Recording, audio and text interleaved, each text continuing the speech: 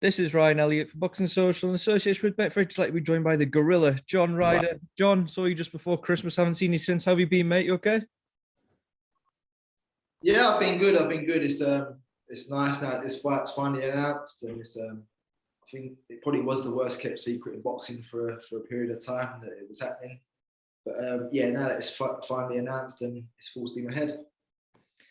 John, it seems like from the Smith fight, I was there that night, that you've waited what seems like forever for a big fight to finally arrive. What was the feeling when it was signed and you knew it was all done now? Was it relief more than anything?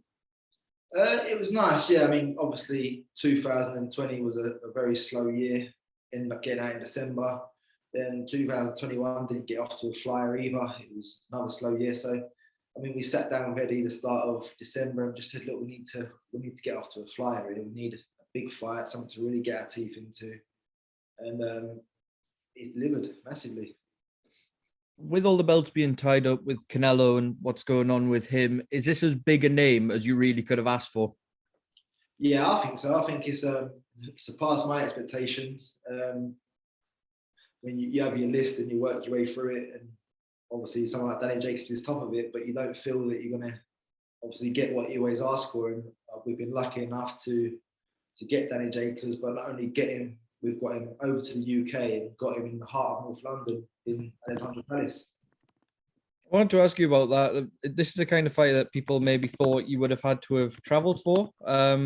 It's not. You've got it at the Ali Pali. You fought there before, 10 years ago. You were fighting there. Just want to ask you a bit about your memories of fighting at Ali Pali. What's it like there? What should we expect atmosphere-wise as well? Well, I mean, it was on a much smaller scale then. I'm sure Matchroom have come a long way since then. It was early doors for them, boxing wise. Well, the re-thing of boxing into Matchroom. I'm sure this, if it can be a sellout and at capacity, it'll be a great atmosphere. It'll have been about 10 years between your first visit there when you're talking with Matchroom, the relaunch was just sort of getting going, and now when you're in this huge fight against Daniel Jacobs, does it feel like you've almost came full circle a bit? Well, yeah, massively. I remember before I'd even turned pro, I remember watching Darren Barker fight there for the European title. Kids, I think it was a FIFA Belgium, and Aldi Harrison was on the card as well. He stopped Michael Sprott that night in I think it was the 12th round. He'd been getting absolutely pummeled for 11 rounds, and then pulled out something out of the bag in the 12th. So I was there as a fan then, and then lucky enough, a couple of years later, to box there myself on the undercard of Belly Miranda and Lee Purdy. I think was a co-headline as well. Boxing there with a few of my friends as well, Martin Ward, Ryan Taylor. So that was great. And then obviously now we've been all around the country, around the world a bit, and I'm back there. I've not boxed in London since 2018, so it's nice to be back home and in North London as well. As I mentioned before, Daniel Jacobs is one of the most high-profile names, especially at super middleweight. He has had a bit of a quiet spell though since the Gabe Rosado fight. I'm sure you watched the fight. What do you make of his performance? It was, I don't know. I'd say, listen, this behind closed doors boxing was it was a bit strange for everyone. I know for myself personally, it was very strange. So it did throw up some strange results. Take that away from Rosado, he's a good fighter. I think you look at his last two fights, and there's no disappointment in the entertainment value. But it was a slow fight, a low output fight. I don't know if they was both over cautious and respect each other's power too much, or what it was, but it wasn't a fantastic fight, but it was a fight Danny Jacobs won, and he moves on. And I know he's had a slow 2021. I didn't have much more outings than him. Only I think it was 5 or 6 rounds. So I mean, we're going into this fight in February, and listen, I've had one fight more than in 2021, so it doesn't mean too much. John, Danny Jacobs has had many a big night. He's been involved in so many big fights. And after the Rosado fight, people perhaps questioning his desire on the back of that performance. But Eddie Hearn's been out and said, losing this fight in February could sort of be the end of the road for him. With that in mind, do you think we're going to see a highly motivated Daniel Jacobs with that kind of talk on the line? Yeah, but I've said it myself as well, that it's the end of the road for both of us, really. I don't think opportunities going to come knocking for me after this fight. And I mean, I'm at a stage now where I don't want to be dropping back down to 6 and 8 rounders. I want to be really pushing on there, and I mean, it's imperative for us both to win this fight. So I think we're both highly motivated, and we both know we've got to go in there and win well. Style-wise, John, Jacobs is someone who sort of likes to get in a flow and he likes to set traps. How do you expect it to gel this fight style-wise? Yeah, he's a real old school American fighter, sets the traps. He's a real rhythm fighter. So it's just about not just setting your own traps and not falling into his, and not letting him get into his rhythm and spoiling a bit of his work, but getting my work off at the same time. Obviously, last couple of fights he wasn't a massive work rate, but so we've got to be like ready for all comers.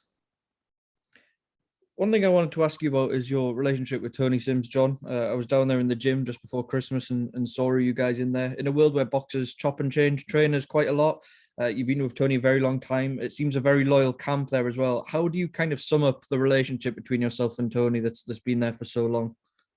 Well, I think I don't speak for myself. I think I speak for the people in the gym now, and those who have come before us, the likes of Barker and people like that, and maybe even before him. But he's a real, I say, the way I describe Tony is he's like a father figure for his advice. He'll give you a stick like he's a big brother, but you can talk to him like he's your best friend. So it's he's got it all in the locker. Do you think Tony's perhaps one of the most underappreciated trainers we've got in this country? I think he is, yeah. I think people don't realise the levels to him, and I think he's constantly trying to progress and make himself better. He's always reading, researching, learning new things and implementing new things to us to try out and work on. And I mean, I don't think he ever feels like he stops learning, and he welcomes new things, and he's welcomed the strength and conditioning side to it. So it's been positive for us. Do you know what I mean? It's a lot of trainers are stuck in their ways and can be stuck in the dark ages, but boxing's forever moving forward, and you either move forward with it or you get left behind. Just a couple more before I let you go, John. Look, a big fight for you, a fight that, if the belts were available, could have quite easily been for a world title. As we mentioned, though, Canelo's kind of got the moment waiting to see what he's going to be doing.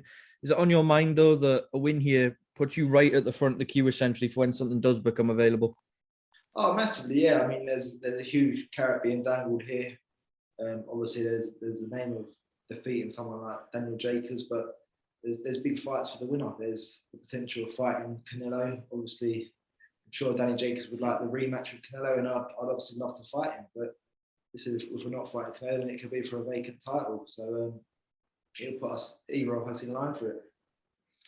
Last one on Canelo. The talk has kind of shifted away from Makabu, and we're now hearing it might be Jermall-Charlo at 168 next. If that fight does get made, how do you see it playing out? I just feel you've got to favour Canelo. Charlo is a good fighter, and special fighter. But I just believe Canelo finds a way.